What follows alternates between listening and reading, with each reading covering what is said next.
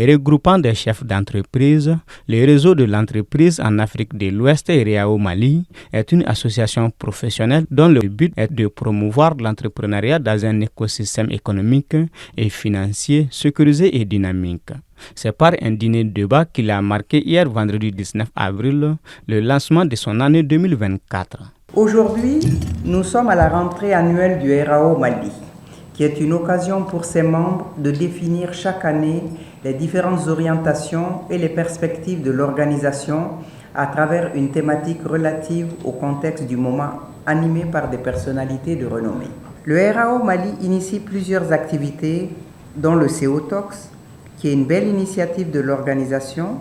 Le CO-Talks est déjà à 10 éditions, est une véritable tribune de dialogue direct, un espace de réflexion, d'échange et de partage d'expériences entre les chefs d'entreprise et les jeunes entrepreneurs.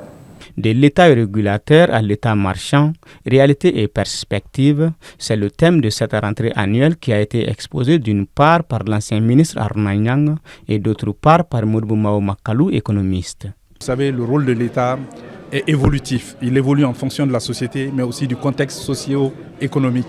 Donc au départ, c'était un État central fort qui avait quand même nationalisé l'économie nationale pour remplacer l'ancien colon qui avait des comptoirs et des entreprises coloniales.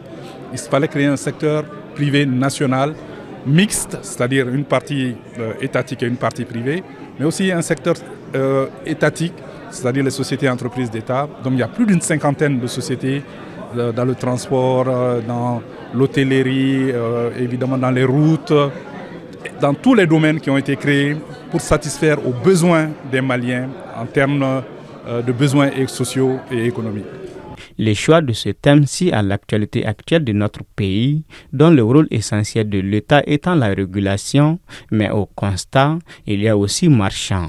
Devant l'assistance, le gouvernement a rappelé le contexte national et international difficile auquel le pays fait face. Aujourd'hui, la gestion des finances publiques au Mali est marquée par la quasi-absence de l'appui budgétaire.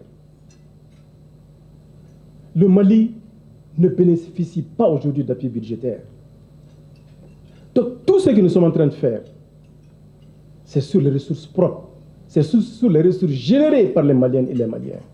C'est en cela que nous devons être fiers de nous-mêmes et de faire de nos efforts. Pour le Premier ministre, le REAO est un cadre de dialogue et de partage d'expériences qui permet de faire des recommandations fortes et de qualité sur les questions économiques en général, mais aussi sur d'autres sujets de gouvernance tels que sociopolitiques et la refondation de l'État.